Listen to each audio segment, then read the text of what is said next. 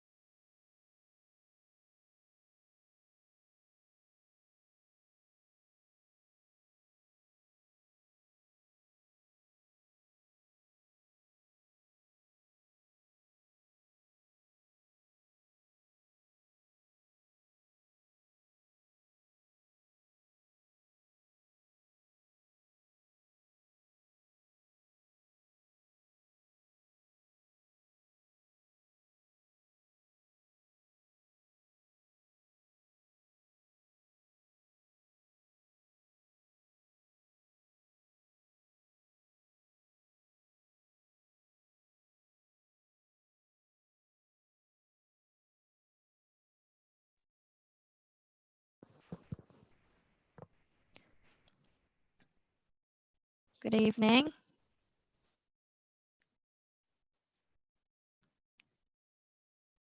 I think we were having a few issues, so people might have to rejoin, like how I've told you to, Ted. Can you hear me now, Chloe? Yep, I can hear you now, Ted. Okay, thanks. That's okay.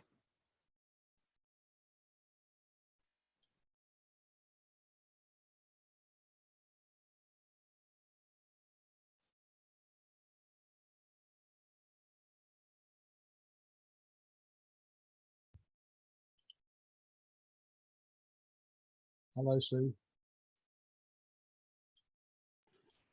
Hi, Ted. How are you? Who's that? Oh, that's John, isn't it? Hello, John. And Sue. And there's Sue. With a lovely smile. Just had another earthquake, of course. Yes. Hello, Tricia. Hi. Yes, I just felt that. Yes. Has it been quiet? Have you had many tremors out there today? Lots of aftershocks? About Yes. 8, I think. 7 or 8. Oh my. I've only felt 3, but yeah, that's all right. Never mind. It's the way it goes. Yes. So just to let you all know, it's we're already live streaming. We need to get the link up so they can get it onto the website. So you're already live. Thank you. Thank you. Is that light behind me annoying? No, not at all. To No, me. not at all.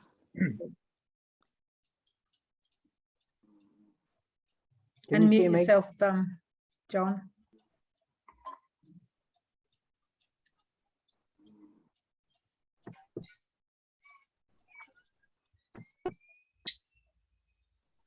We can't hear you, John.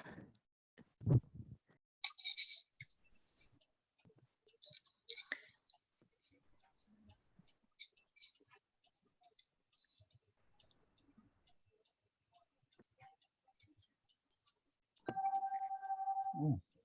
Am I coming through?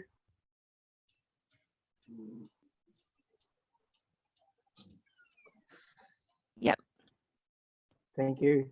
that's okay, Trevor. I'm just going to keep my video off because I'll have my head down taking notes. So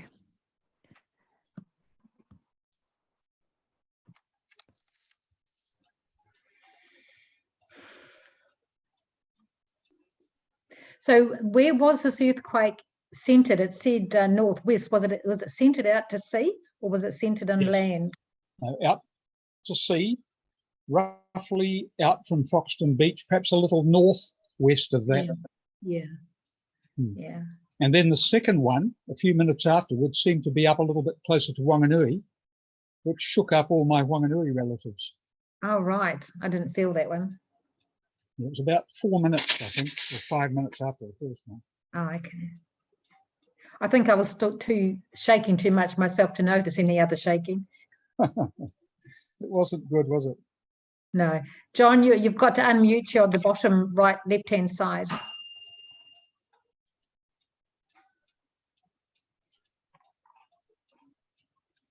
Move your mouse around and it will appear at the bottom. There'll be a taskbar appears at the bottom.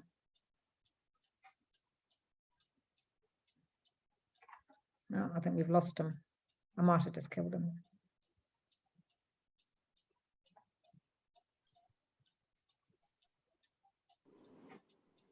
Here we go. How's that? Yeah, that's better.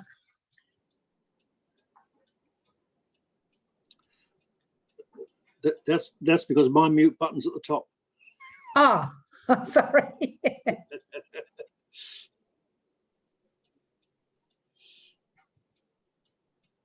I'll just send a text to Nairi.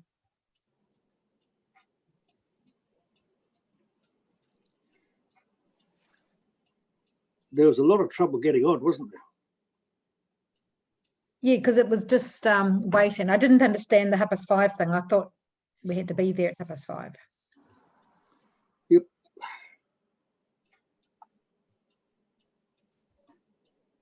Good evening, John and Trevor.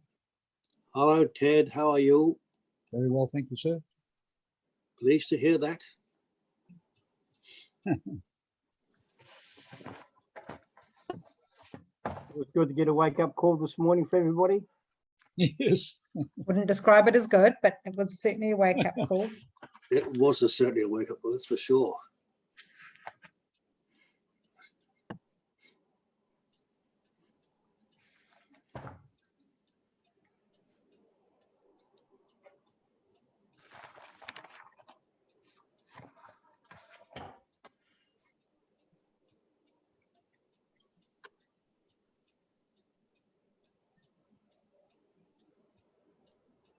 We've got a workshop after this, is that correct? That is correct. I've got a friend at Palmerston Hospital who rang me before to say would I pick her up.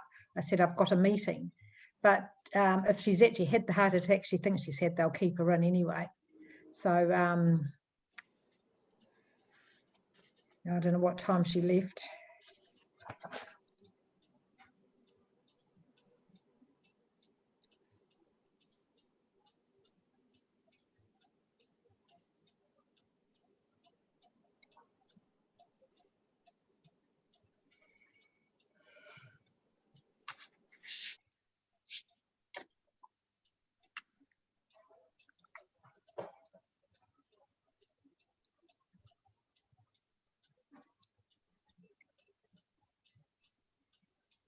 I didn't hear the 4 o'clock announcement, so are we moving to level 1 or what's the story? No, it sounds as though we're going to have round about another month at level 2, but it's changed level 2, and as from Friday noon, I think groupings can be up to 100, and you know with distancing and rules in place. But, hello, Lacey. Okay, yeah. Good evening, Lacey. That's a simple version of it. Do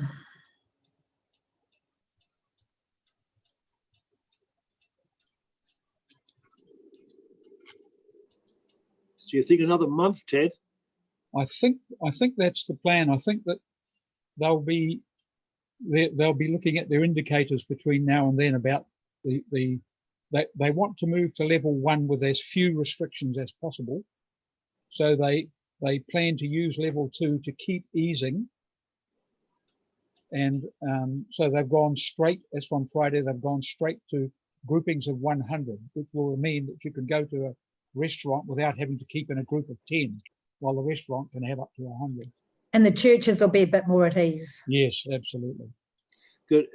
Was there any squeak about the Australasian bubble? About the what? The Australasian bubble. Yeah, there was quite a lot of discussion in the briefing about it, and the Prime Minister said all of the things that have to be worked through are all Australian things. And she said there are some complications there to do with the differences between states and things like that. She said she was hinting that New Zealand's kind of ready, provided Australia has some of its act to get together. I think were the words she used, something like that.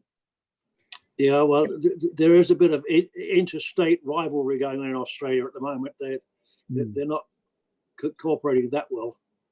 Yeah. Good evening, Bernie, Mr. Mayor.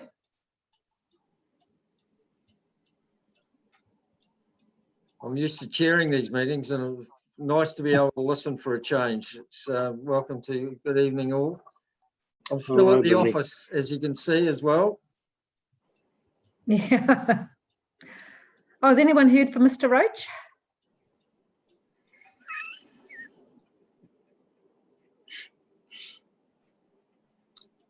That's what I've heard too. Okay.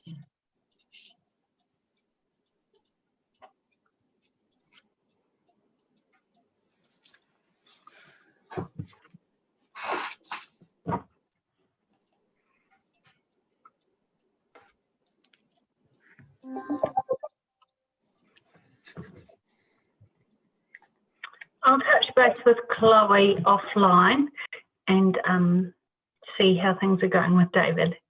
Okay, cool.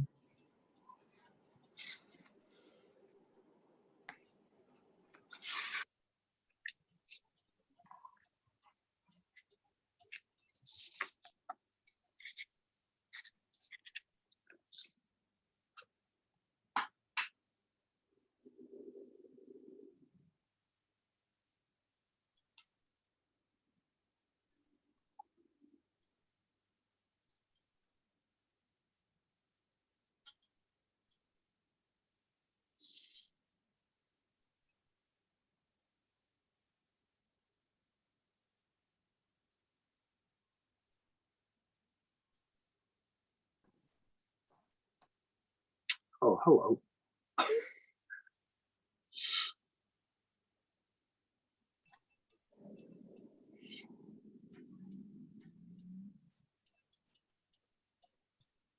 You're at home tonight, Ross?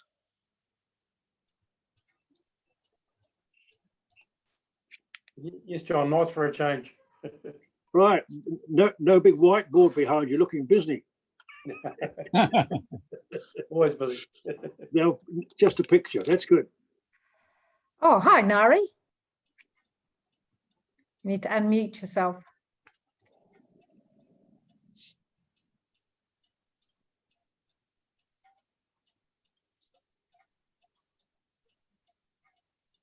David Roach, you're muted as well, so we can't hear you, but I can see your lips moving.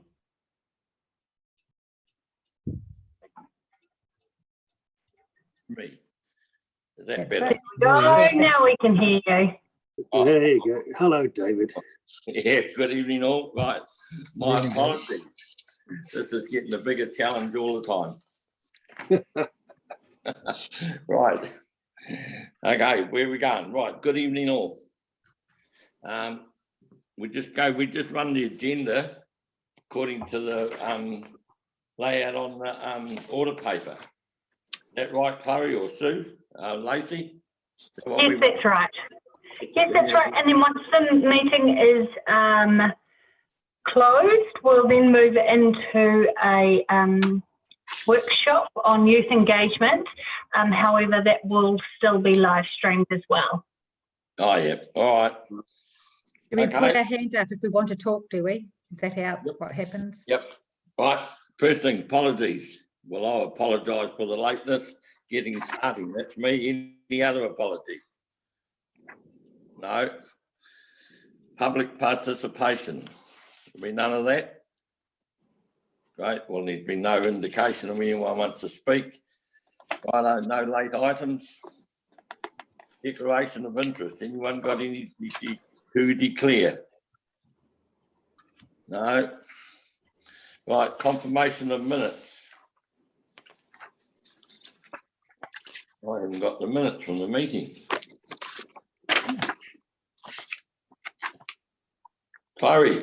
I'll move it. I'll move it, David. I'll second it. Okay, all those in favour say aye. Hi. Right. Thank you. Right, under announcements. There's only one other announcement, or I think it's not an announcement, but report from board member Nori. So, do we take that now or go? So we're just going to announce that Nairi has provided a report, and we'll speak to it under the chairperson's report. Okay, thank you. Righto, where are we up to now? Youth announcements under youth engagement. We're going to do that later, aren't we? That's correct. That will be a workshop after this meeting. Righto, excellent. Right, we'll move. Well, what's happened? We'll move on to the monitoring report. I'll have a move, please. Move receipt. Yep. Yep. Mr. Allen, Mr. Gurney, all those in favour say aye. Aye. If I miss out on whose hands up, just have to forgive me, that's all. Right, we will go to page 8. Yep, Mrs. Metcalf. Yes, now I've already had my answer to that, but what I wanted to know was the target reserve user group. I noticed now that the community board doesn't have a board representative, but then that would have been our fault at the start of the trimester when we picked out all our groups and you know what we would belong to, so that missed off. So yeah. Do we need to have, I just want to know really, do we need to have a representative there? I think we should. I actually made a note, where is the community board input? Yeah. So even if they had a meeting and we weren't on there, we should have been informed there was a meeting and someone could have gone to the meeting. Yeah. So, right, amongst the board members, who would like to be on that group then? We'll get that tidied up. I'm quite happy to do it. Righto, all those happy with that? Mr. Girling will be our representative on the user target reserve user group. Thank you, John. Well, I'll stop it just so we make it legit. Yep. Geez, you look bloody serious on this thing. Oh, sorry. Don't look at me sideways like that, eh? That's better. Righto, make it legit. We have a mover and a seconder. Do we have a mover? Mr. John Girling, Mr. Chambers, moved. Have we got a seconder? Mrs. Metcalf. All those in favour say aye. Aye. Aye. All right. That makes it correct. You're right. Thank you, Mr. Allen. Thank you, David. Yeah. Righto. Down page 8. Anything else? I see the beach park at Thomas Place. I hear Mr. Brannigan. Yep, thanks. Yeah, I see it's been completed, so I presume it just needs to be removed from the monitoring report. I had that highlighted. It's got completed. I was about to say that, so it should be removed. Right, page 9. Foxton Beach Reserve Investment Plan. Well, that's ongoing. Any comments? David, I'm looking forward to seeing the amended plan for that area, because I've got a wee comment about whether we've got a swimming beach down there or not. That doesn't make sense to me. But I'm waiting till we actually see the plan so we can make comment. Well, we've seen the draft plan. Yes, I know. Yeah, and I actually sent a letter out to board members for their input to go to officers, so that any amendment to that draft that's the way I believed it was going to happen before we take it to the public.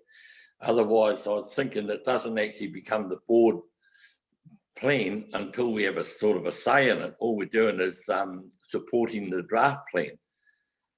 So, yep. Sorry, just a second here. Just a reminder of at the last workshop, we had Boffa-Miskell and Parks and Property officers come and present the draft plan. At that meeting, it was decided by the board that in principle, it was agreed that it could then go out for consultation. So that process has actually started. They've now start an engagement with Ngāti Raukawa, and will then move out to the wider public, including the Foxton Beach Progressive Association next.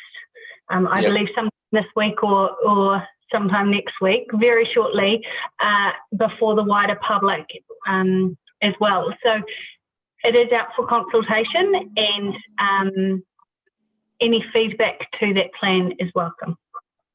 Yep. Well, is that where you see the board putting in their feedback at that stage? Yes, if there's further feedback, considering that it's already come to the board last month for feedback, and now it's going out to the wider public. So, David? Yeah. Sorry, Mr. Brannigan. Yep, It sounds like your voice in the background. Thanks, Lacey. So I'm suggesting after it's been through public consultation and we get the feedback from the public and obviously the Beach Progressive Association and other organisations that have got an interest, I would suggest it would then come back to the board for, so because this is a big piece of work, a big part of the reserves investment plan. It's pretty important that we get it right and everyone have their input. So if that's the case, I'm very happy with that. Yeah. Yes, apologies for not making that clear. Yes, that's absolutely right, Ross. Yeah.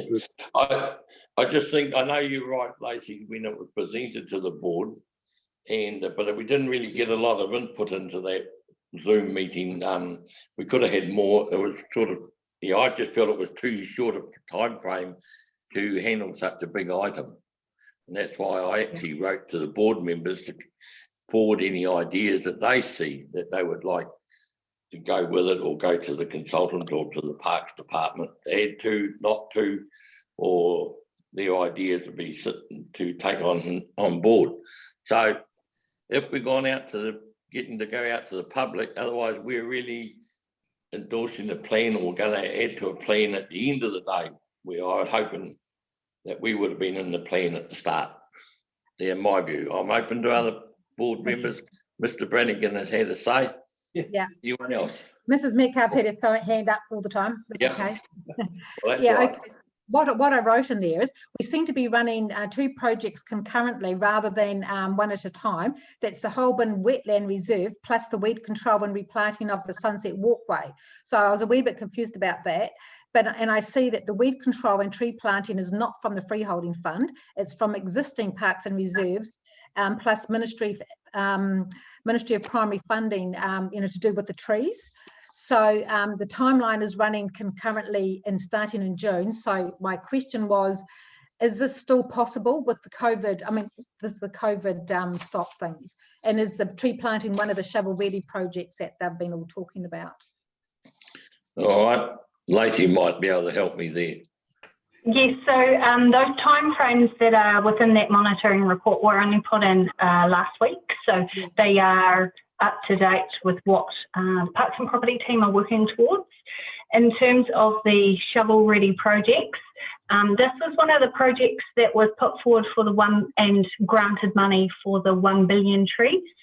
So that's where the MFE funding comes into it, as well as funding that is already in the budget for this year. That's fantastic. Thank you. All right. Any other comments on page 10? No. You may have to speak up if I can't see your hand hiding in there somewhere. Right, page 11.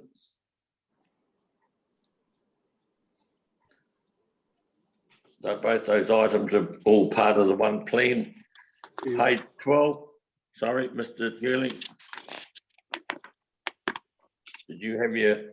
No, I just said yes. Oh, thank you. I agree. We'll get to there and we'll get this right yet. Page 11, 12. All right.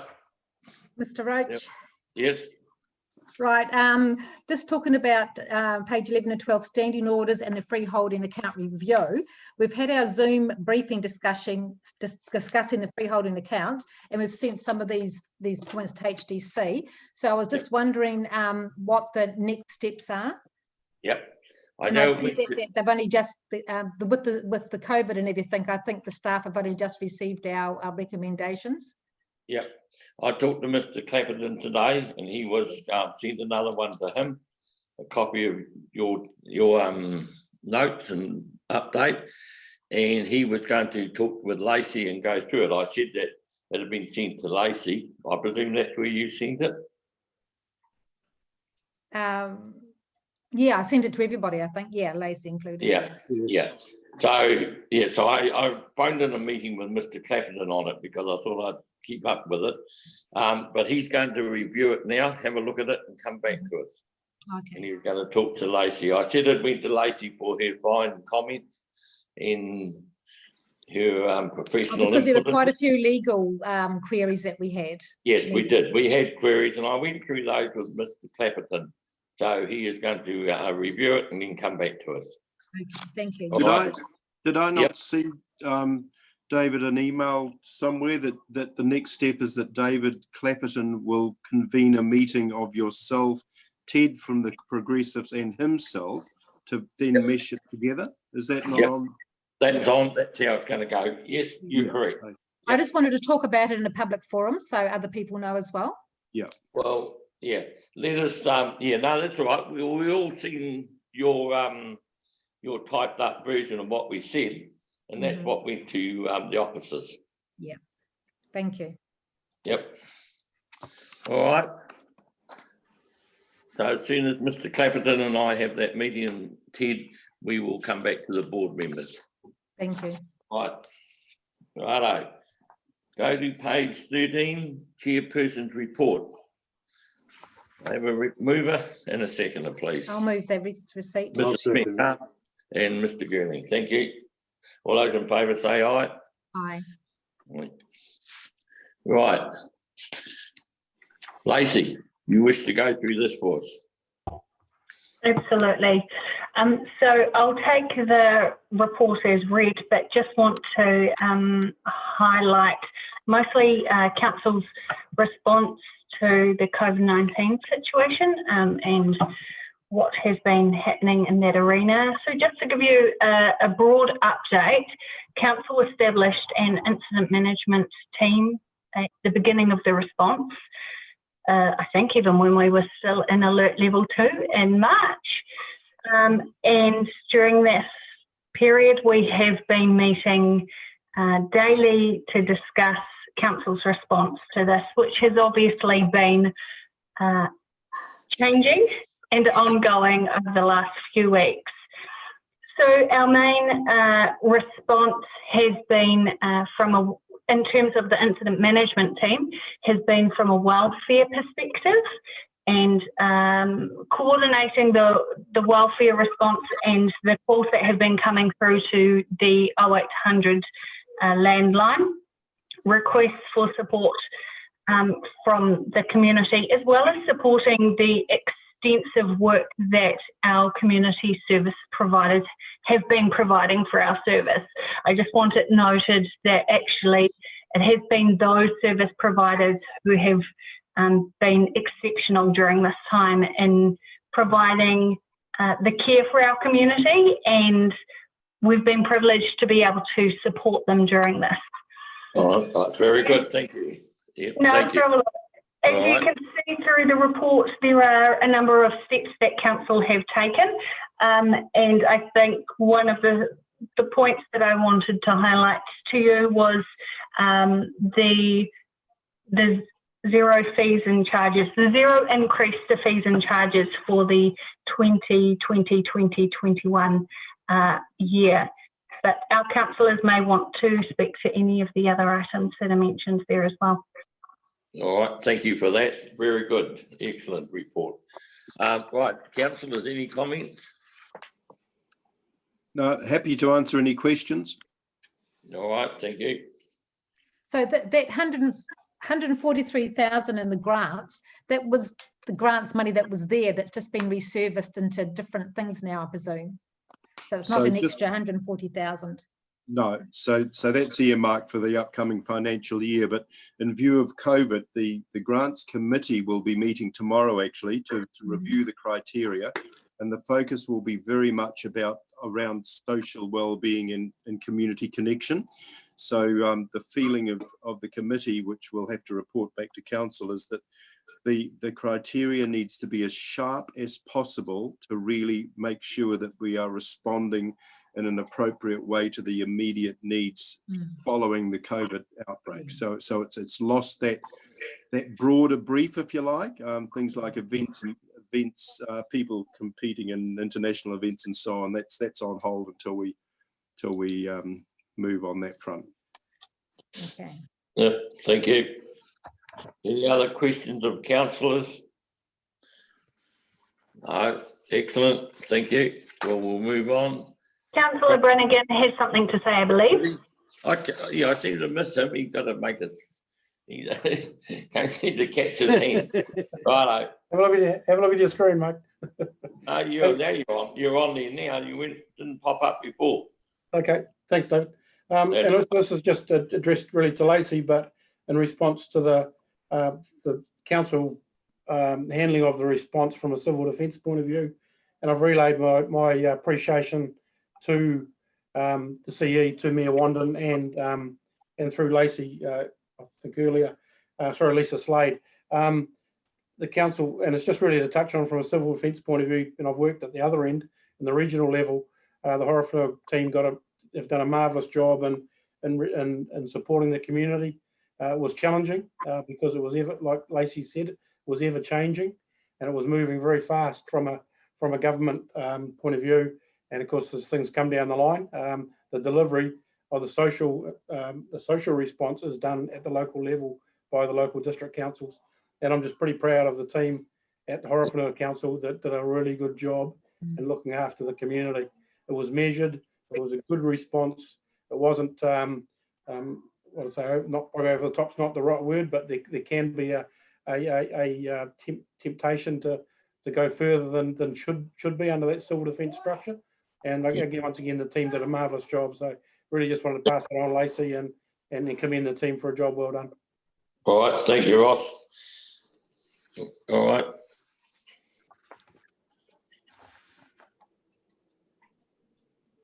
Where are we? You still there, Lacey? That I am. I was going to say, now I can't get rid of that Brannigan, but never mind. Yeah, well, okay. On behalf of the board, I'd just like to endorse what Mr. Brannigan just said. So for you and the rest of the team, thank you very much. All right. We will move forward now. 3.2, project updates. I just want to remind the board that at the last board meeting, which seems like a wee while ago now, it was decided that the reports which relate to Foxton and Foxton Beach, which are presented to the Finance, Audit and Risk Committee, will also come to the board and be on the board agenda. So that's why we have these two attached to this meeting today. I'm happy to try and answer some questions, or probably more accurately take questions back and get some good answers back for you. All right, thank you. Right, board members, have we got any questions on the beach stormwater consent? Or really for information, but if you've got any questions, Lacey will take them back to the offices and get the answers for you. Righto, it's open, Mr. Board members. Anyone got questions? Yes, David, I have a question. My question really is, I'd like clarification on the Horizons regulations about discharging stormwater directly into a river. I'm not sure whether that's legal or not legal. That's of concern to me, because stormwater often contains a lot of rubbish picked up from the road and all sorts of stuff like that. Mm. All right. I think you open a can of worms when you ask a question like that, though, because where's it going to go? Well, sometimes one has to open a can of worms to get the answer that we need to make sure that everything's being done the proper way. I'm more than happy to get some information through to you, John. I would just say that that is what the consent is for, is to ensure that these activities happen in a legal way. I accept that, Lacey, completely. I would just like to know whether we, or maybe I should go to the Horizons and ask them for their regulations regarding that. Lacey will find an answer for you. So that's good. Yeah. You might open up 2 cans of worms if you go there.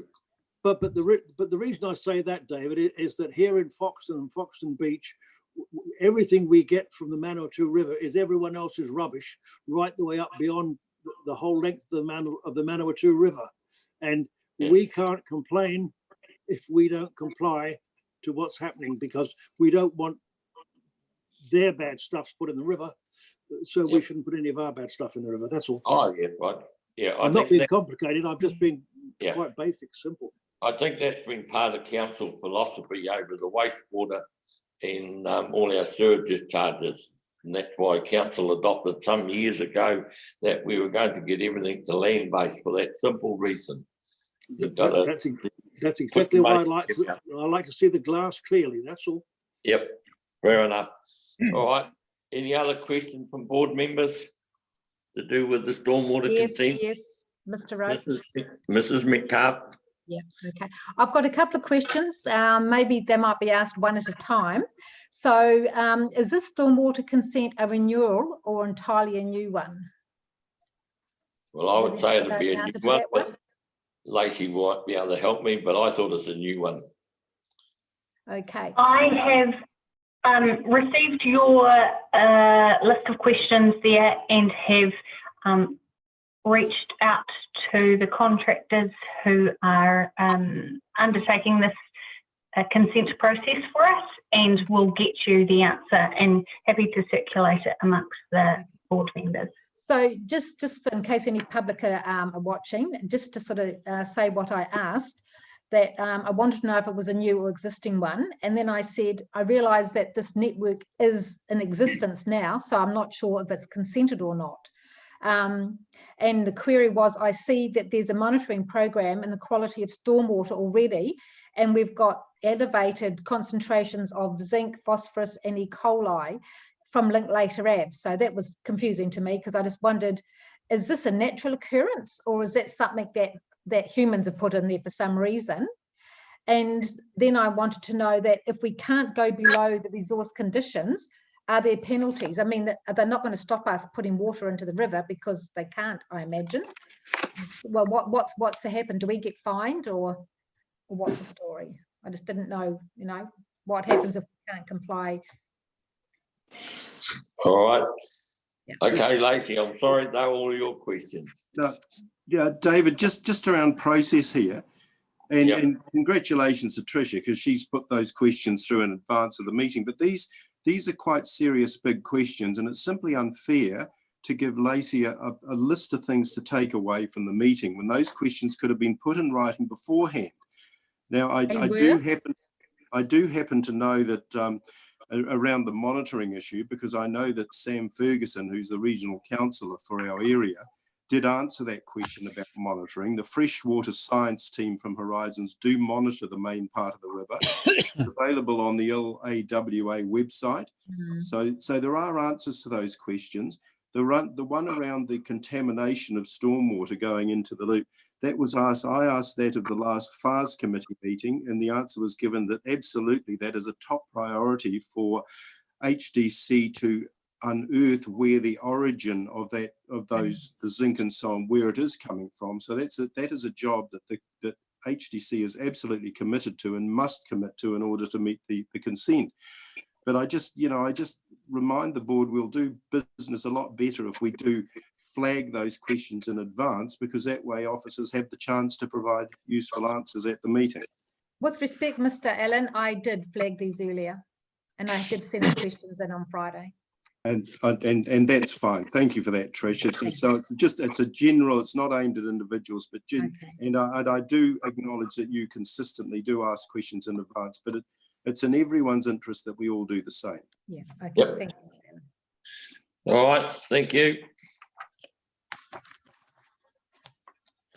Right, we'll go back. What was the other job on the, so there's no other to do with the audit risk and the beach resource consent, is that? Everyone's asked the questions that we need or are satisfied? This really is, sorry, who's that? No. Righto, 3.5, 3.4, Progressive Association, Chairperson's Report. Ted, it's up to you. Are you there? Thank you, David. Can you hear me okay? Yeah, I can, but I can't see you, but never mind. Okay. Now I've got to start my video, so I'll do it. Start my video. Yep, Hopefully we can that- see you now. Yep, now we got you. Okay, thank you. Well, probably this is better if it's your question session, but perhaps I'll just lead into it very, very briefly and just highlight a couple of things. Just without traversing the history of all this, to restate that the finalisation, which happened late in 2019 and early this year, led to a lot of revision of the camera sites. We had no option about that. And the consultations that we were constantly doing over the last 12 to 18 months led to suggested upgrades and, of course, what I call desirable additions, because the process, people were saying, what about this and what about that? And that, of course, is how cameras in Seabury Avenue and cameras down on Pinewood came into the picture, and also the access terminals in the two police stations as a way of getting much faster, including where it's desirable, real-time access. If something's going down, the police can, with very little effort and under the protocol that allows them to do it, access cameras directly. So that's the kind of thing that came in at that last stage. Then, of course, naively, we thought the unders and overs were going to even out somewhat, and clearly they did not. And I apologize to all those people about that error of judgment. And then, of course, we were hit with this, around a $110,000 to $115,000 cost. And we were starting to do a massive pruning job on that. And it was actually Mr. Clapperton who said to me, do you people actually like what you've come up with, even though it feels expensive? Do you believe in it? Do you like it? And the answer was, of course we do. There's no part of it that we don't believe in. And he said, well, please put it forward. So we decided that we would do that. And as you know, that's the way it's gone. And so if I can just highlight those things that we do believe in and want to see included. It retains the camera installations at Palmer Wiley and Palmer Beach Road, the obvious two main access ways in the east. And we've had to try and do a different job of being able to capture cars that access Foxton Beach to do various kinds of mischief from, say, Himatangi along the beach, and then escape along Himatangi as well. And since we learned that we could not have any cameras anywhere down on the 4 dunes, anywhere on that frontage, we have had to pull back and have cameras around the car park, or preferably on the top of the life-saving building. Even that's a compromise, because in order to get number plates, you must have the cameras close to, in a direct line to the cars. Clearly, that is now totally not possible for vehicles that arrive and escape along the beach to Himatangi. But as security people will tell you, sometimes, quite often in fact, cars who get up to mischief are operating without plates or with the wrong plates, stolen plates and things like that. And often being able to recognize the vehicle is all the police need to eventually follow it up, round it up, and take whatever preventive, educative, or enforcement action they need to take. So the two additional installations were Pinewood and Seabury. The installation now destined for the Surf Lifesaving Club is a much more sophisticated one. One of the cameras on there is an expensive movable camera with a very high-powered zoom capacity. There is even the possibility, if the surf club is prepared to enter into the right kind of controls and agreement, for them to have access when they are on duty to that same camera without being able to have any access at all into the data normally being collected into the recorded part of the system. And they could then use that camera under these special circumstances to assist with their life-saving activities. If there's an issue going on down at the beach, say surf conditions, you know, a big lot of people in trouble and things like that, they would be able to use that camera. But that's all subject to negotiation. You see what I'm trying to say here? Through this process of revising things has come a whole lot of possibilities that we truly did not even know were possible. That is one of them.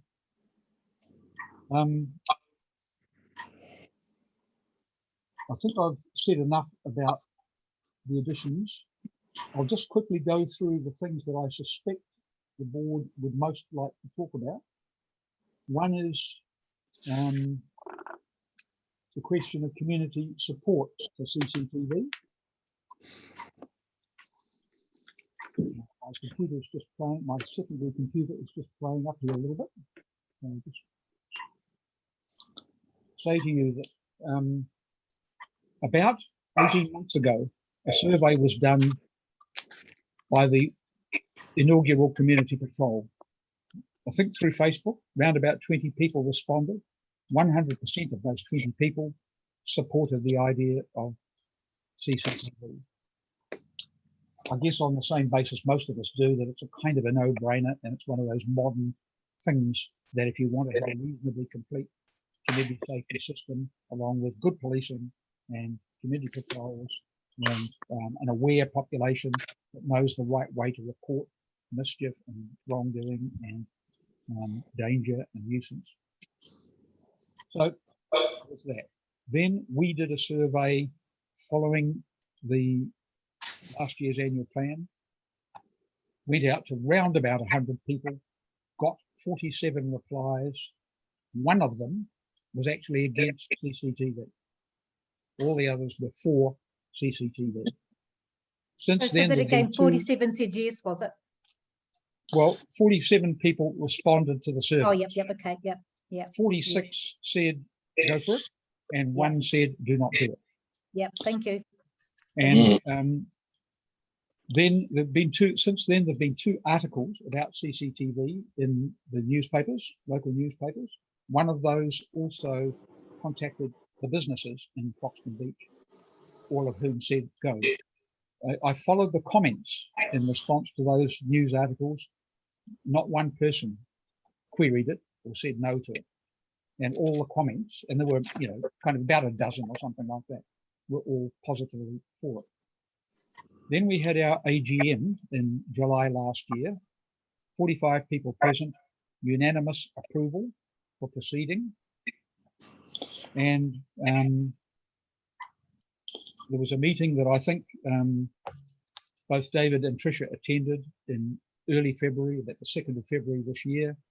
And again, it was only a show of hands, but after we had talked about CCTV with Paddy making a presentation then, the vast majority, I think 5 out of every 6, put up their hands in support, and no one spoke against it. I noticed that I sent out an update advising people of the increase, and most of you will have seen that and read it, advising of the increase in cost and the extra capacity to add in good things to do with Foxton cameras and all those sort of things that you know about. So I won't go into them again. Not one person came back to me on that at all. So I provoked 7 of them by speaking to them. And the overwhelming thing was, just get on with it, please. We want this. And I notice also that there are no submissions to the council with regard to the information about CCTV in the annual plan consideration document that has produced any negative feedback. So that's really all I want to say under the heading of community support.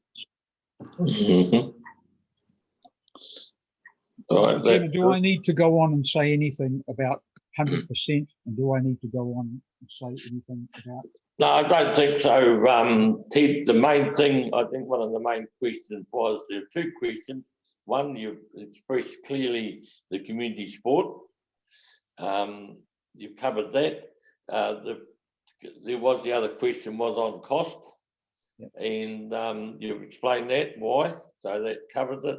The other question was maintenance, and the letter that you sent to us that explained that too. So yeah, no, I'm happy with where you've gone. So it's up to the board now, and you know that we endorsed it, we supported it at council. Much appreciated, Mr. Chairman. Yeah, subject that you were going to come back with an explanation, because that was giving you the opportunity. You've done that. So any other questions from board members?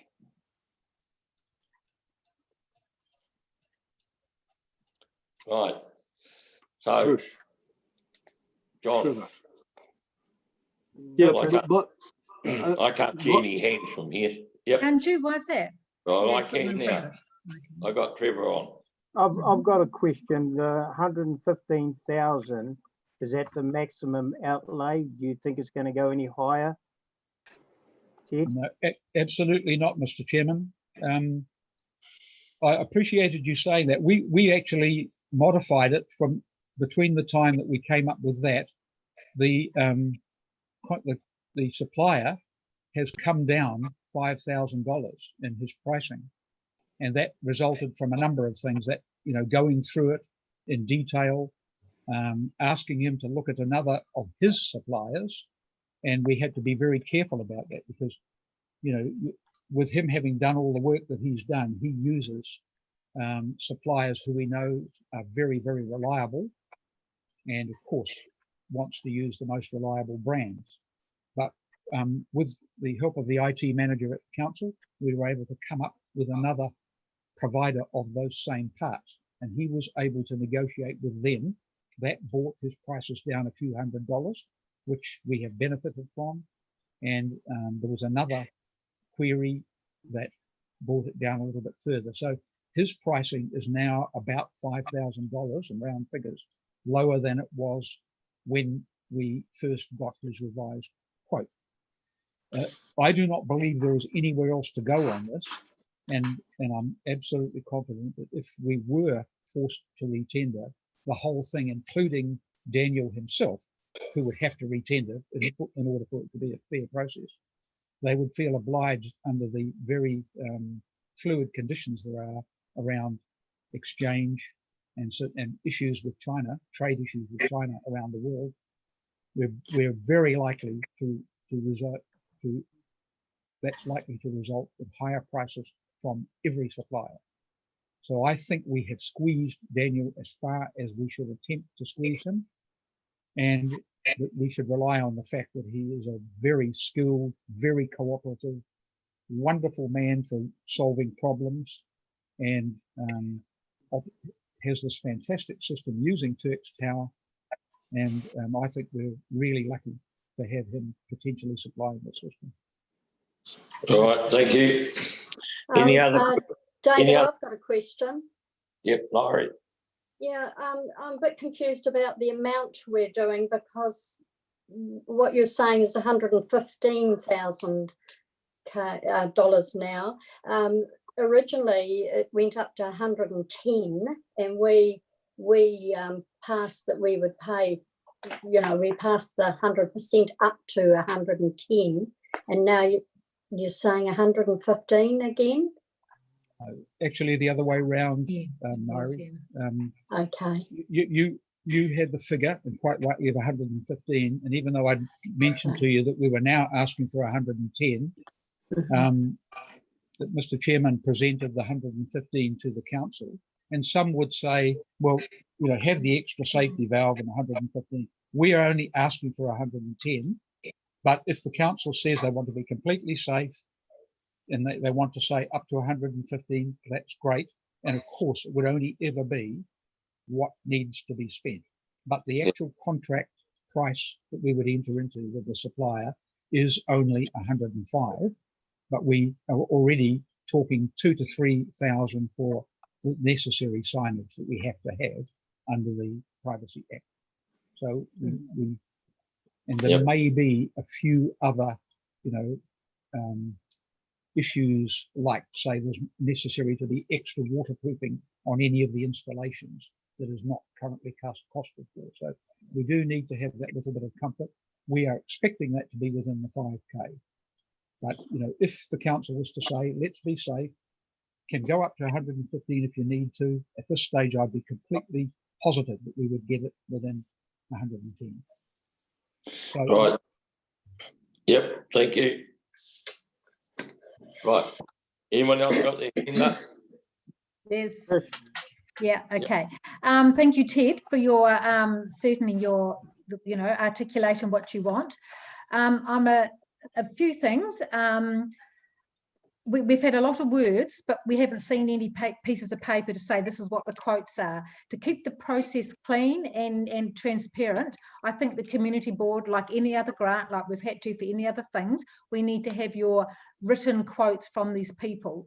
I am aware that there are parts of this project that's uncertain, so you need basically a plan. You need to say we need it for this, this and this, and even if you had that contingency because of some unforeseen things that are a wee bit harder to do, but all we're doing it basically is on what you're saying. I would like to see the pieces of paper. I would like to see the quotes from these places, because it has slipped, you know, with what you've asked for.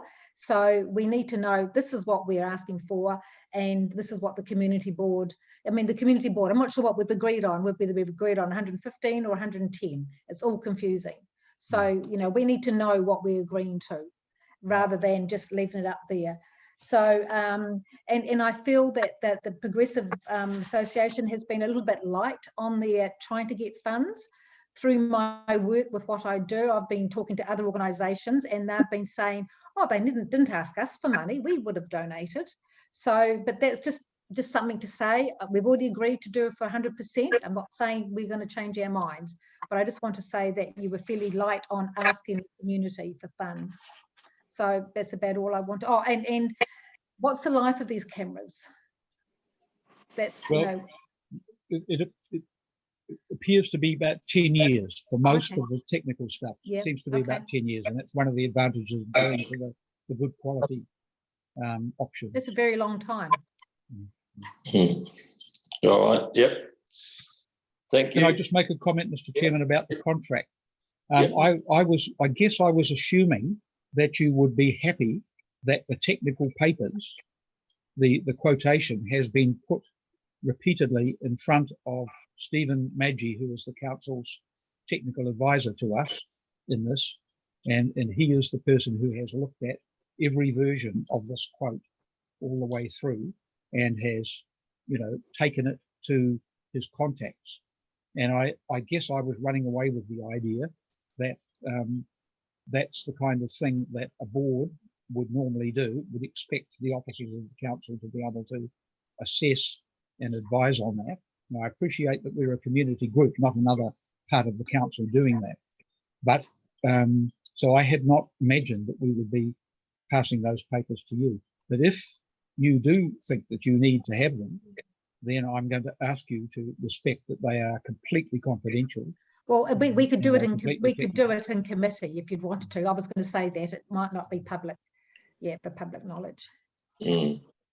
Just around the process, Mr. Chair, it is unusual to do things that way. I mean, we are the governors, so we make the decision about whether it's appropriate to spend the money.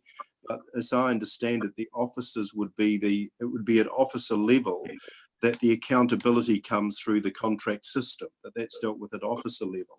But I could be right. I don't know whether, Ross, you have a comment on that. I do. I was thinking exactly the same thing, David. When the approval from council comes through, of course, that there'll be a requirement for that funding to be released for those technical papers to be there, and there's no way funding would be released without them. So, yeah, I agree with David, Mr. Chair. Thank you. When we okayed money for the vans, they provided the quotes to the meeting, and other things they've provided quotes to the meeting. So I was thinking of parallel, making it the same as that. That's what I was thinking. Okay. It is quite a different type of project, I know, because it's not a one-off buy of anything. Yeah, and through you, Mr. Chair, I think the difference here is that the association have been working closely with council officers to get the best deal and all the technical aspects through that. So it's probably the difference, I think. Right? Yeah. Sorry, Tricia. I take Trish's point and I take Dave's point, because it is officers, and what you would have got, and once we get this new policy in place, then it's going to go to officers first, and officers will have a report on that they approved where the funding from, and that possibly is the only thing that is not here. Ted has made the comment that he's taken it past the IT man. If you really needed to be secure in what your decision, then I would say that we should have asked for a report from the IT man, and that would have covered that. But I thought that Ted was going to break down to us how he arrived at it. But Mr. Chairman, I could give you the costs, if you like, of the parts of it right now, if you wanted to. That probably it's going to use up a lot of public. We don't need it here. Okay. If you're making that available to the IT thing, and Mr. Brannigan is correct. Council and officers will be looking for it before they approve it. We're only approving that recommendation to council, and council and Mr. Clapperton will be seeking to see that it is the quotations are all valid on the recommendation from one of his officers. So I think that gets the transparency at this stage. There's a couple of hands. I can't see your hand down in the corner. Lacey and John. Right, let's have both of them. First, Lacey, who was first? I actually don't see the hands going up. I only get the post when you come on. But anyhow, John. All right, very briefly, surely our role as a governance organisation, we need to see the actual numbers. I agree that the council officers are doing a superb job. They're looking at it. They can compare. That's great. But as a governance organisation, we should actually see what we're approving, not just a verbal support from somebody else. I'm sorry, and I agree with Trish on what she says on that one. Yep. All right. Thank you, John. Lacey. Thank you. I just wanted to provide a bit more information around the process which has been followed up until this point. So I have been involved in those conversations with the Progressive Association and with the officer, Steve Maggi, who is the Information Management Services Manager, and know that he has provided some feedback around the technical aspects as well as the quote. And so I'm really happy to hear that the quote has come down a wee bit, because I know that some of the feedback on technical aspects from Steve has been that some of the things could be a bit cheaper. But additionally, I also just wanted to add that through the annual plan process, a recommendation has been drafted on behalf, or, you know, these documents come through the officers, and a recommendation has been drafted and provided to councillors through the annual plan. So this will then go, that recommendation then goes through to councillors, and they consider that through the annual plan deliberations. Yep. I take it I thought the way what your process was, and that's what's going to be the next thing. Once everybody's asked any questions, was do the board still support it and recommend to council? That'll be the next the way going forward. We supported it in principle. Now we have to endorse it to go to council. That's how I see it to happen. Is that right, Lacey?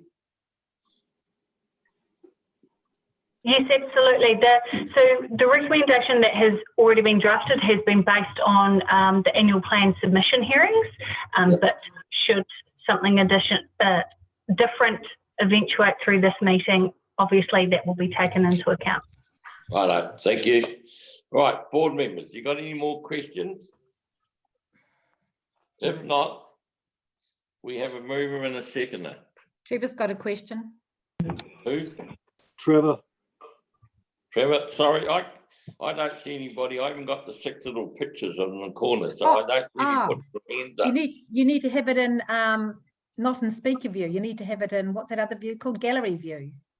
Yeah, where's that go? How do I find that? I start playing with this, you might lose me.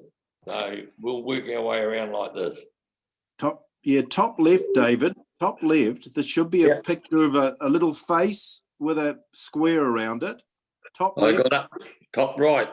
Mine's top right. Okay. A little figure with a square around it. Have you got that? I got REC, then I got live, and then I got on your tube. That's on the left, but on the right, you've got speaker view and you've got gallery view. No, I've got nothing else. Sorry. So that's why. Okay. Right. No, I haven't got. Yeah. All right. Someone wanted to speak. Trevor. Yeah, Trevor's here.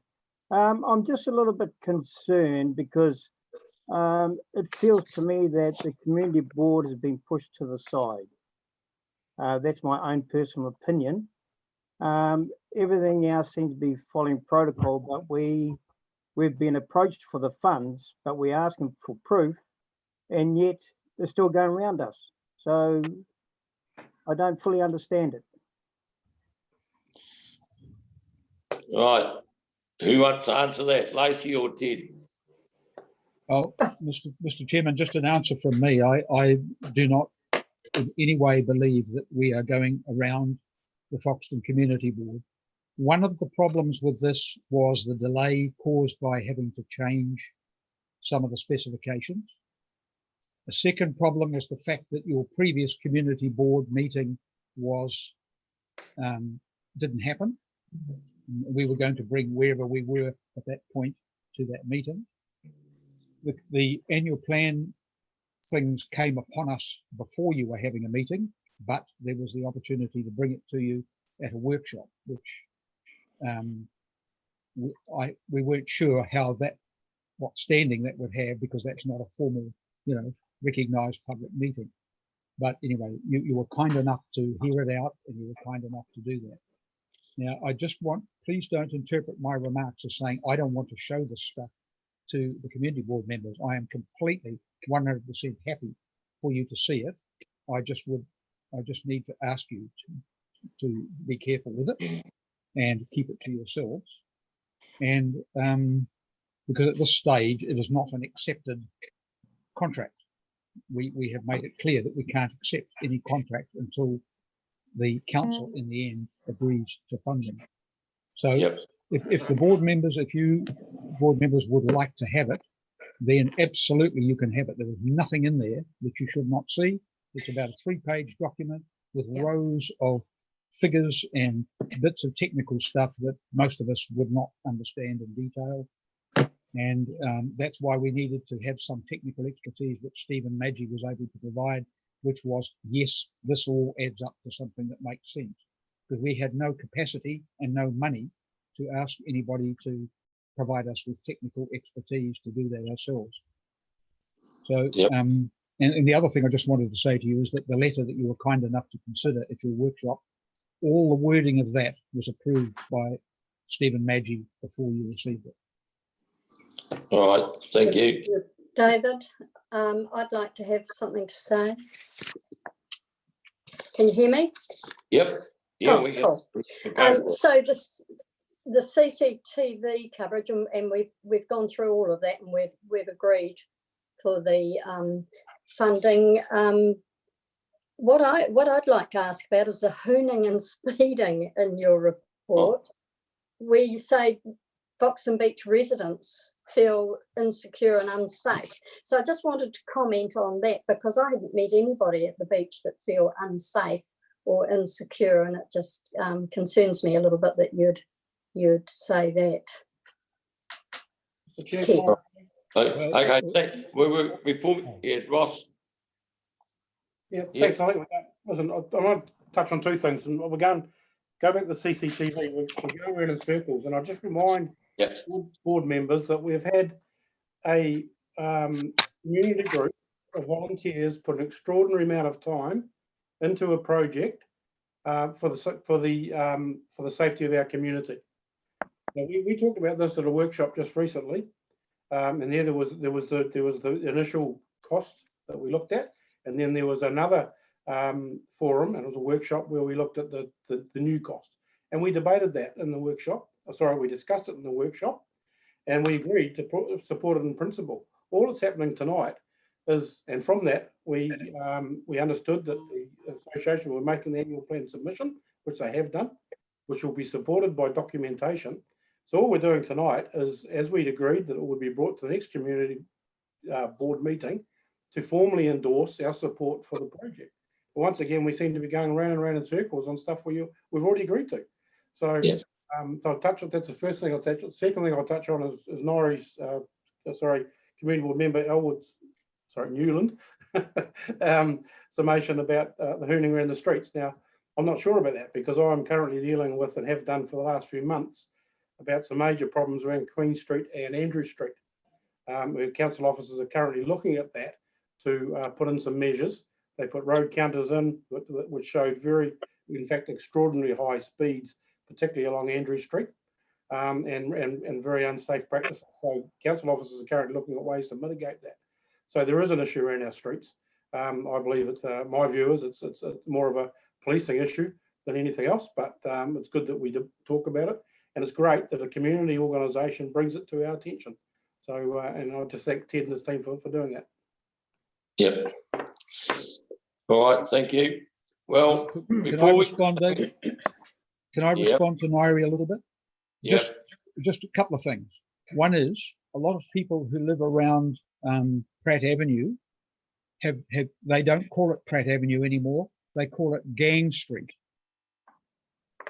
And there are a number of people that I talk to, not just at our forums, and I'm talking about over the last year, and I talk about when I'm walking our dogs, and I talk about it at other forums as well, who are generally concerned about not just the nuisance stuff of speeding down the roads, which was quieter over the lockdown period, but it's now ramping up again quite a lot. That kind of thing makes people feel uncertain and unsafe. So has people going at night into people's streets. All of that's been confirmed to me by talking with the police, which I've done a number of times over the last year. And just general sort of minor crime stuff, along with the shootings that you know about, that happened not that long ago. And, you know, problems down at the beach and things like that. All of that adds up to an amount of uncertainty that, believe me, is there and people are talking about. Now, nothing we've talked about, including CCTV, is going to change that overnight. But if we want our police to be more effective, things like community patrols and CCTV enable the police to do their job that much better. And I agree with the CCTV, as you know, I have agreed with that through the meetings. What I'm saying is that yes, I live just near Pratt Avenue in Kennedy Street to be exact, and yes, I saw the armed offenders and what have you, but I still don't find that many people are saying we feel unsafe, we're shaking in our shoes here at Foxton Beach, and I don't think that's a great thing for people to think, that Foxton Beach is just crime-ridden. Yes, there's crime, petty crime. I agree with all of that, and it's not our place to do anything about that. It is the police job.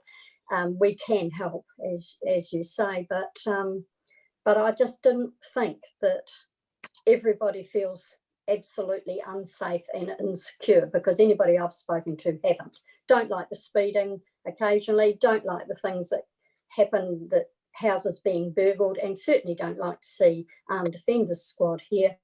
But feel unsafe, we're insecure. All right, thank you for that. Can I get this back into focus, please? The first thing Well, that was in the report.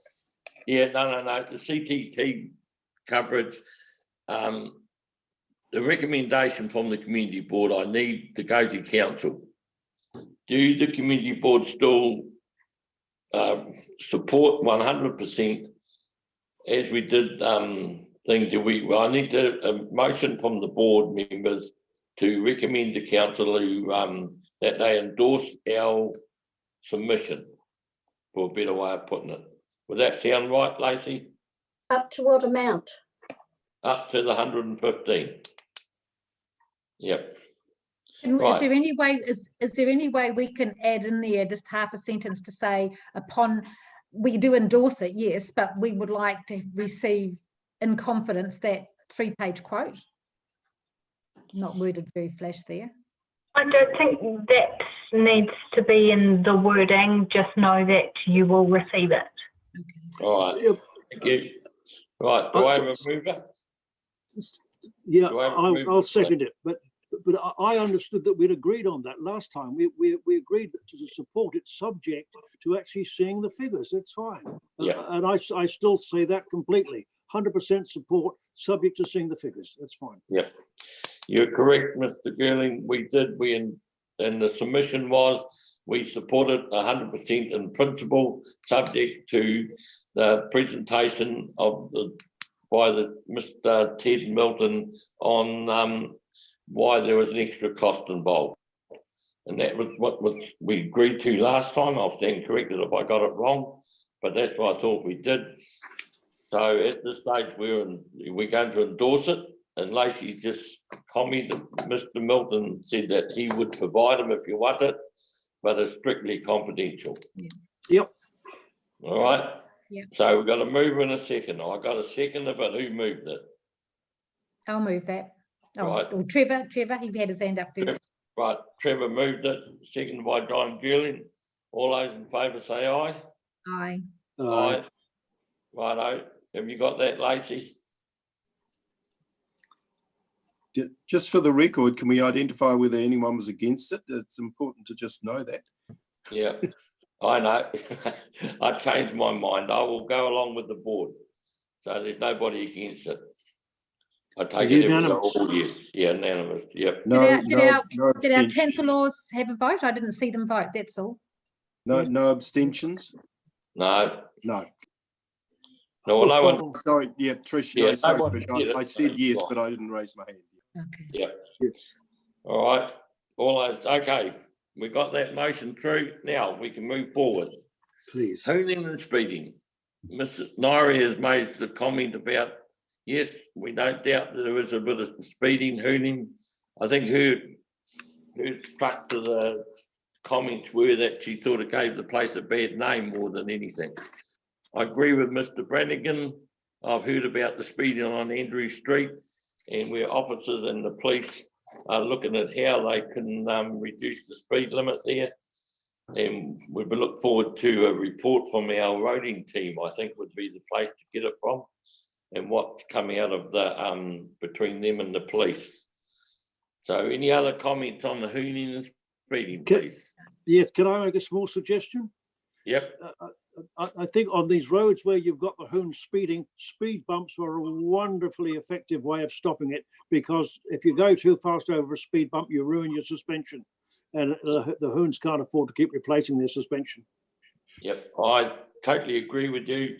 When you go into Waitarua Beach, you actually cover 3 of them going down the main track. What I was told was our roading team didn't believe we could put them in there. So, but I'll be looking forward to what I would like to do. Then I'll move a report come from the roading team relating to speeding in Andrew Street and any other the main thoroughfares at Foxton Beach. So we get this. So is that going forward, Lacey? I've made a note. All right, made Trevor's a note. got his hand up. All right, Trevor. Yeah, David, I think the speed bumps are good too, because the back entrance to the built-up area of Foxton Beach there's a speed bump there, and you have to really slow down to get over it. So I'm with John Girling. If possible, speed bumps would be useful in different areas. Yep. So we get a report from our roading team, and then we can question where they go and what and why. I think that's the way forward. Could I just add a couple of comments to that, David? So the report, I'm looking at the recommendation number 2 from the Progressive Association's report. It does ask the board to participate with the Progressive Association in making the streets safer. And you've identified one way there, but another thing that comes to mind is that could be a standing item on the agenda for the liaison members of the community board who liaise, hopefully with COVID out of the way, with the progressives on a monthly basis. Okay. That could be an item on the agenda there. And the second comment is time that we had the police come and give us a report. It's been a while since they came, and that could be something they could speak directly to among any other issues they want to bring to the board. So could I request that the police be invited to speak to the next meeting of the community board to update the board on issues pertaining to law and order? Thank you. I'll endorse that. Lacey, have you got that on the invitation list? Noted. Noted. Thank you. All right. Mr. Chair. Who's that? David, can I add one more thing there? If we talk to the roading people, can we also include Foxton for the speeders as well? Because they're cranking around the town here like it's going out of style now. All right. Yep. Well, that'll be covered over the whole concept with the police. Yes. Ross wants to add something, David. Ross. Yeah, thanks, Mr. Chair. Listen, just a really, probably another suggestion through the Progressive Association. Perhaps invite the Sergeant Paul Adrian, perhaps to one of your next meetings, and we can have that discussion there, and the councillor and community board reps can perhaps take that discussion back to council and the roading team. Just ask them to do a report on all the streets around Foxton Beach is probably a bit unreasonable, really. And the Queen Street and Andrew Street is under mitigation at the moment. So I'd suggest that's a good way going forward. All right, thank you. Okay, nothing else on the speeding. Right, on to page 20, community voice, one community voice on the Manitou Estuary Trust, River and Estuary. Ted. That probably doesn't need discussion, Mr. Chairman, but just really good to see the community board's name in there with the group of organisations. I think this is the way of the future. Make an impact by the groups getting together with the backing of the community board as much as possible, especially with Horizons, to make a bigger impact. Just a really good thing, really good exercise. Thanks to all those who participated. Yep. Okay. No other comments, no questions. Well, we all know the Holden Reserve Development Plan. They tell me that is in iwi, looking at it now, and then it will go, as we said before, it will go out for public consultation. A little different than I visualised it, but never mind. No, only one person. I'll go with the majority. All right. Any other questions? No, thank you. Righto, that's good. Right. Thank you very much, Mr. Chairman and members. Righto, thanks, Ted. Thanks, Ted. Yep. Right, the next thing we move. And Lacey. And Lacey, thank you. Thank you to Lacey. Yep. The beach freehold account. On page 21 for information. No, looking good, thank you. Yep.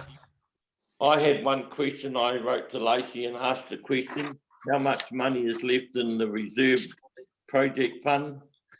She came back to me. I added this up and I got 531. Lacey's got 531. So that's the money that we have got left at this stage. Oh, okay. Yeah.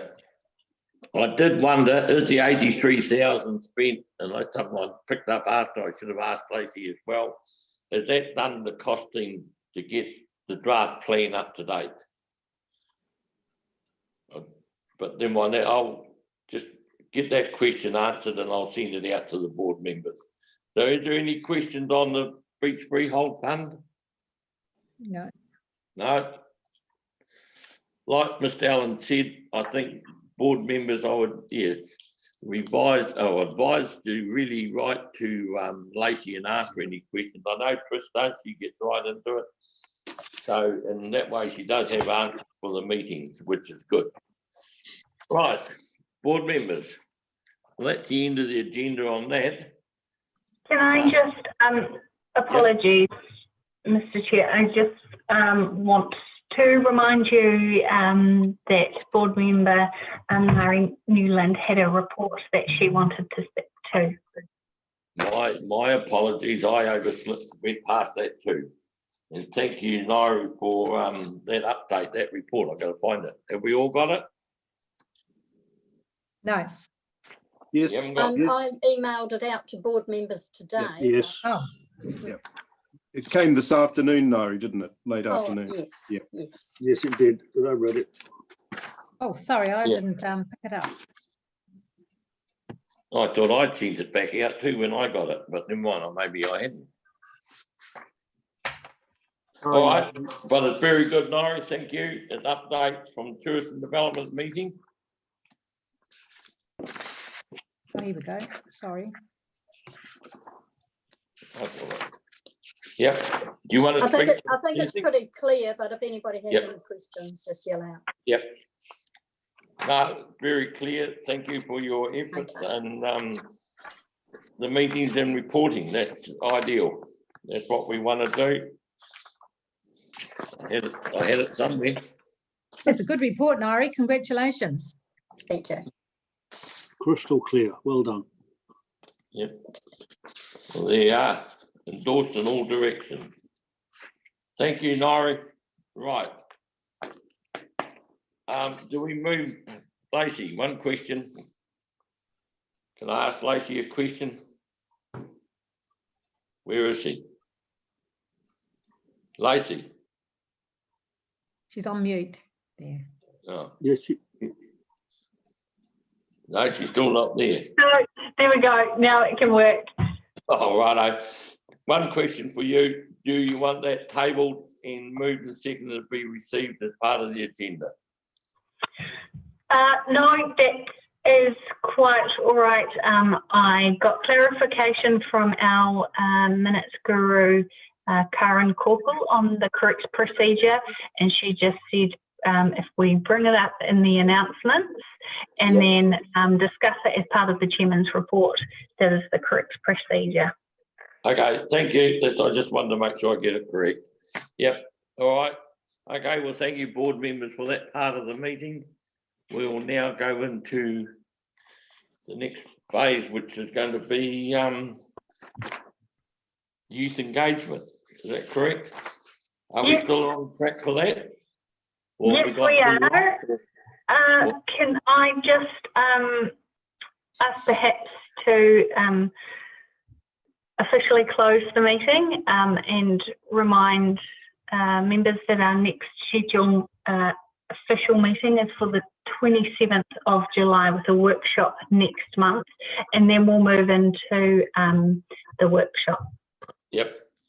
And hopefully we're out of lockdown too, so that we can have a workshop around a table and not around a around a screen. All right. Okay.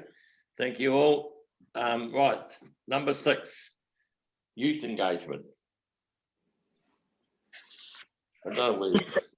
I think we're just waiting to have Catherine Pollock join us. So perhaps I can suggest a 5-minute, oh, here she is. Does anyone need a comfort stop before we move into this section? You know how long we're going to be on this section, Lacey? We're going to be as fast as your questions. Okay, and I just said I've just had a text from someone to say that they need to be picked up from the hospital, that's all. But I said the meeting finishes at 7:30, so that's all right. I'm sure we can work towards that, can't we, Catherine? It gives us a challenge. I thought maybe I could leave a bit earlier, that's all. Once I said thanks. No problem. I'll just to preface this before Catherine gets started.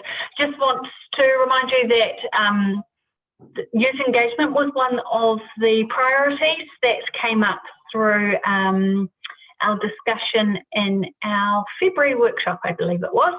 And so it was scheduled that a member of the community development team would come here to discuss what youth engagement could look like for the community board.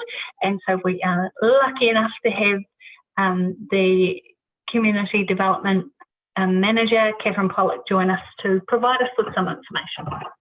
All right. While we're waiting, have we had any update on the PDF funding? No, but Catherine is here.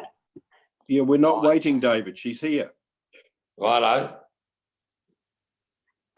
Good Yep. evening. Good evening, your chair, elected members.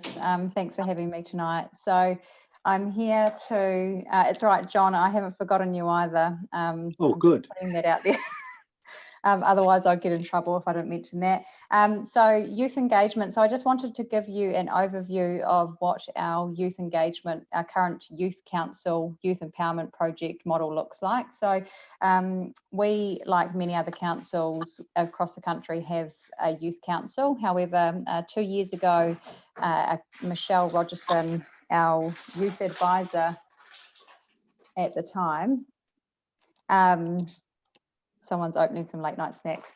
A youth advisor at the time decided that the model was too top down and perhaps the young people didn't actually necessarily, that the engagement wasn't authentic.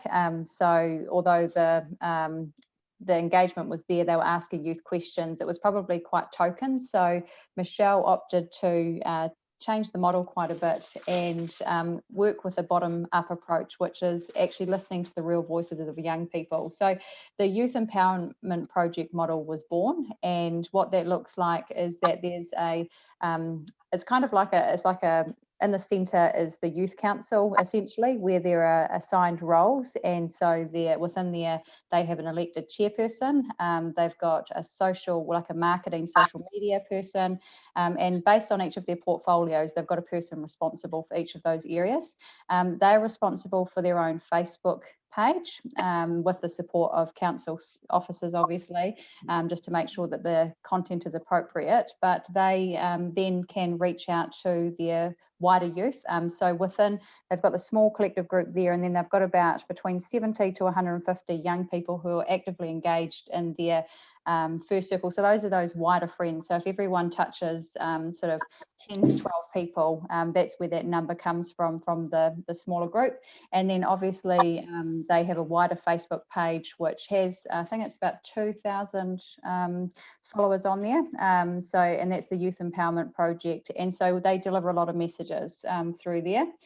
And I think probably what's really important about this is that they do everything themselves. So as much as it's easy to write up minutes for them, they have to do it themselves, also post agendas and come up with that themselves. So our officers are, well, Michelle in particular is great at working with her group of young people and actually asking them what they want to focus on. Probably this, in terms of what the focus areas are, is a little bit light this evening, just because 4 weeks prior to going into lockdown, we just had our initial porphyry for our Youth Empowerment Project members for this year. And then we only just had our first meeting 2 weeks prior to going into lockdown. And then obviously some things are easier to do face to face. And so having those interactions, especially when it comes to talking about governance, where it's quite complicated, it's not as easy over the likes of Zoom or the messenger chats that they usually go through. So what they have done prior to lockdown is they have identified a person who is willing to be a representative on the Foxton Community Board.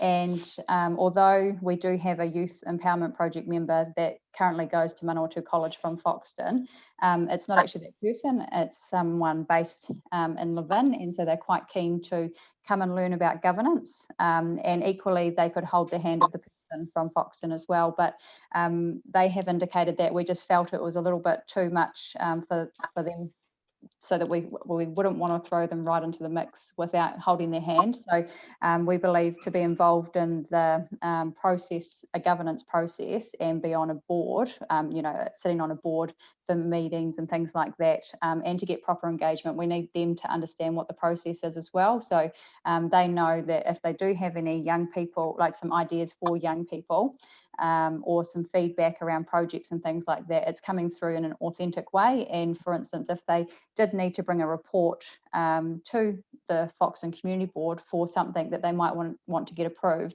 then we would work with them to be able to do that. Likewise, it would be great for some relationships to be struck with members themselves so that you can guide the young people through the process.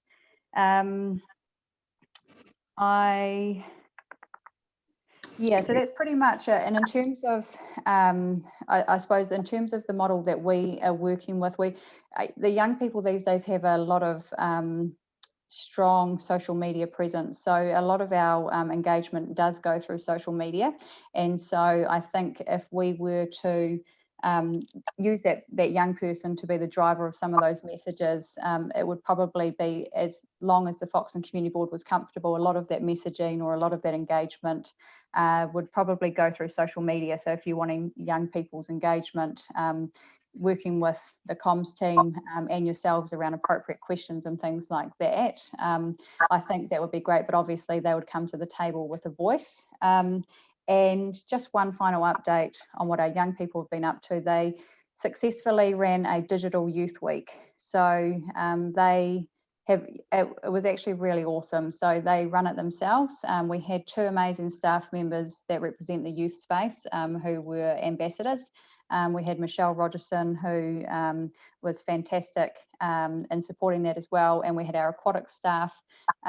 So overall, and our young people obviously driving that. So they came up, they did a trick shot challenge, they did a story competition, and they did, oh, Lacey, you have to help me out, one other competition. Oh, I think it was a TikTok. They did a TikTok challenge as well. So, and if you haven't done, oh, David's laughing, so he must have done some TikTok already. I had to Google it to see what it meant. So it's all well, it's as PG as you make the video, but very family friendly, really good young engagement. And we actually had some, you know, some really good numbers engaging with that event. And given that it was all digital, it was actually really promising, because the young people really drove that through, you know, their social media presence, but through their school connections and through family members as well. So our young people have a really strong voice, and it's just the way that we want, I suppose they can tell you how they want to be heard. And that was actually the theme of Youth Week, believe it or not, which was we are talking, are you listening? And so they're probably the people, like, they are in the position to best inform the board around what engagement, authentic engagement with them looks like. But I think as a start, having a young person involved and walking them through the process to understand the full governance model and how not only Foxton Community Board works, but we're working through to understand how council works. But similarly, I think the Foxton Community Board has great aspirations for the community in the way of projects, and it would be really great to set out a calendar or similar around some of those key projects that you're looking at, and we can plan some engagement with young people that way. And I think the young people would be able to drive that if we give enough notice, because I think it's all good and well to have projects, but then 3 weeks out from the project, we might go, oh, we need some young people. That's probably not how they feel it's authentic. We want it to be planned and really hear their voices, and perhaps give them an opportunity to have input into, you know, perhaps design processes and things like that. Like, for instance, the PO outside Te Awaha Newstrom was an amazing project, and the ownership of those PO is huge, and they come from young, you know, those designs. The young people were involved in those. So I think that's amazing, and it'll just be what steps the Foxton Community Board want to take moving forward. We've identified a person that can come and sit on the board with our support, and obviously with some mentoring. But yeah, it'll just be moving forward what that looks like. And right. Okay, thank you for that. Right. Nothing to do with that, but I just want to put an apologies in for Trevor. He rang me before to say somehow he lost connection and he can't get back on. So he just wanted to apologise. Okay, thank you. Right. So, Yes. Yeah, so Any questions? David, yeah. So Yep. Catherine, thank you very much for that overview and really exciting initiative.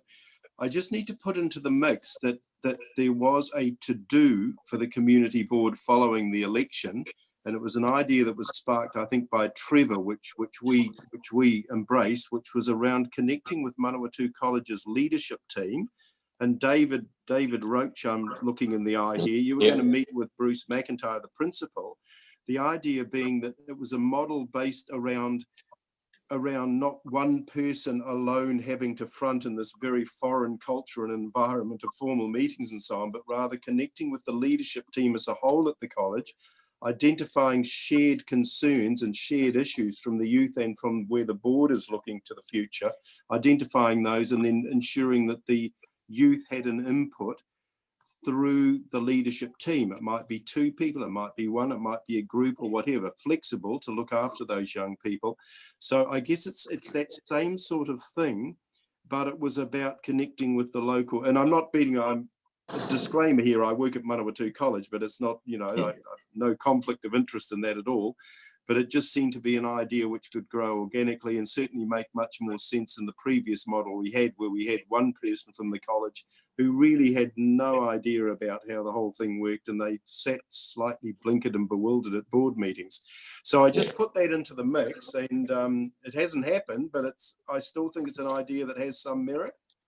Yep. Yeah, you're totally correct, Dave.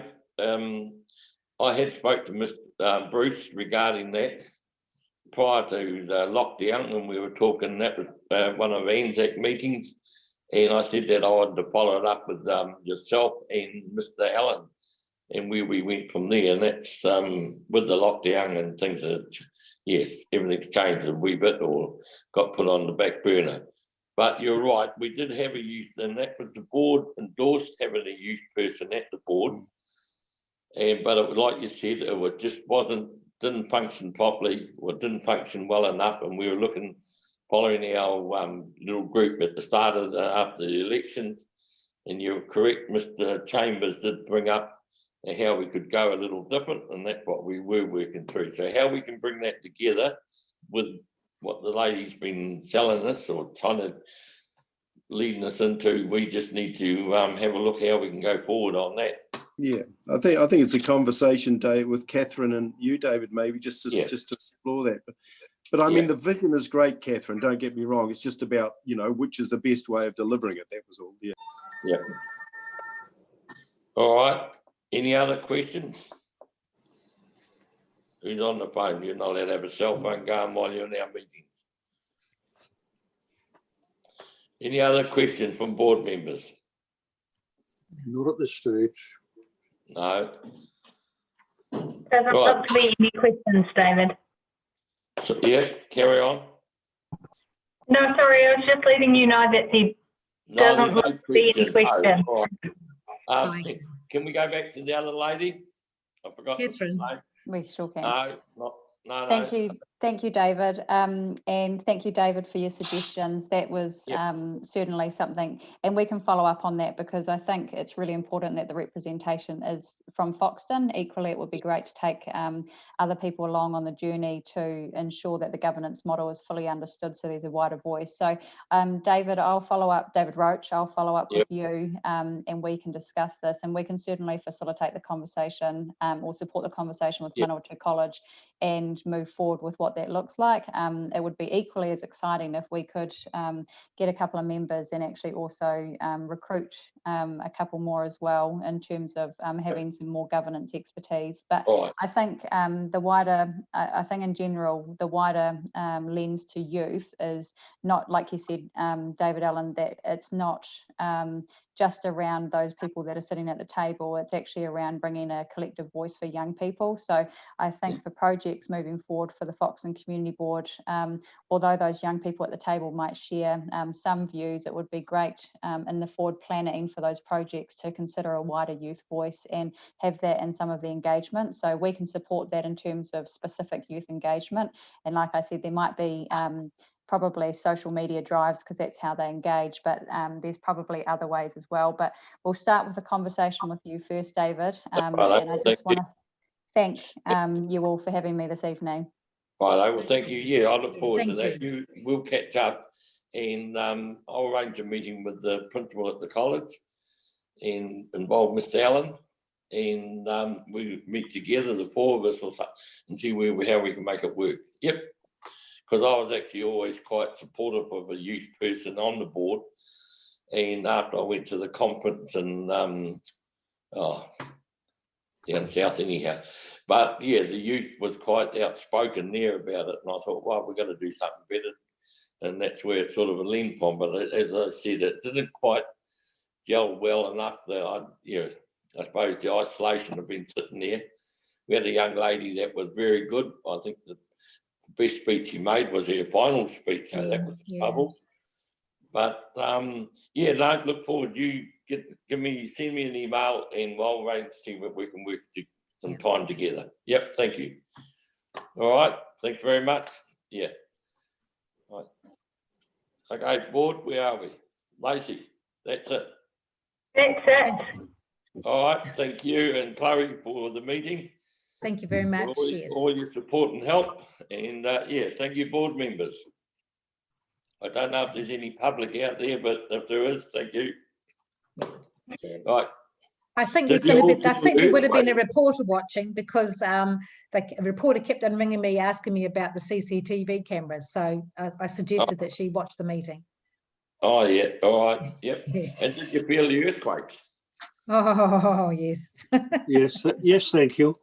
Thank you.